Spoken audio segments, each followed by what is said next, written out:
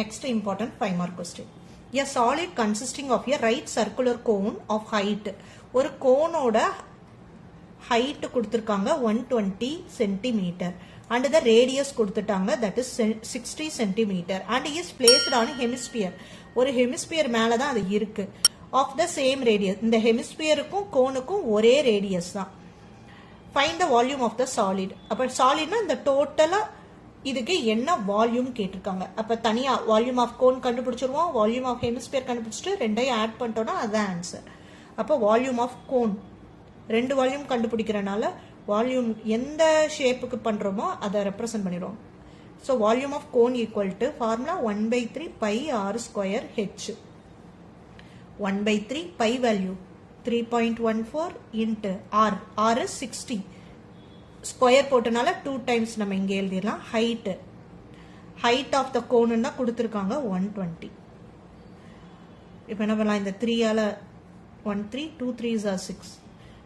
இப்போ இது எல்லாமே மல்டிபிள் பண்ணிட்டோம்னா 4522160 சென்டிமீட்டர் வால்யூம்ங்கிறனால கியூப் போட்டுரும். ஓகே, நெக்ஸ்ட் என்ன ஃபைண்ட் அவுட் பண்ணோம், volume of hemisphere. Hemisphere formula 2/3 pi r cube. So 2/3 pi value is 3.14 into radius, same radius. So 60 into 60 into 60. Cube in போட்டனால 3 times. இப்போ இதெல்லாம் மல்டிபிள் பண்ணுவோம். அதுக்கு முன்னாடி இதை கேன்சல் பண்ணுவோம். 1 3 2 3s are 6. இப்போ இதெல்லாமே மல்டிபிள் பண்ணோம்னா 4522160. மல்டிப்ளிகேஷன் கொஞ்சம் ரிலாக்ஸா மெதுவா பண்ணணும், அப்பதான் நமக்கு ஆன்சர் கிடைக்கும். நீங்கள் ரொம்ப ரஷ் பண்ணி ஃபாஸ்ட்டாக மல்டிபிள் பண்ணுறீங்கன்னா எங்கேயாவது கேர்லெஸ் மிஸ்டேக் ஆகிடும். ஸோ கேர்ஃபுல்லாக பண்ணுங்கள். இப்போ ரெண்டோட வால்யூம் கிடைச்சிச்சு, அவங்க டோட்டல் தான் கேட்டிருக்காங்க. அப்போ total volume equal to volume of cone plus volume of hemisphere.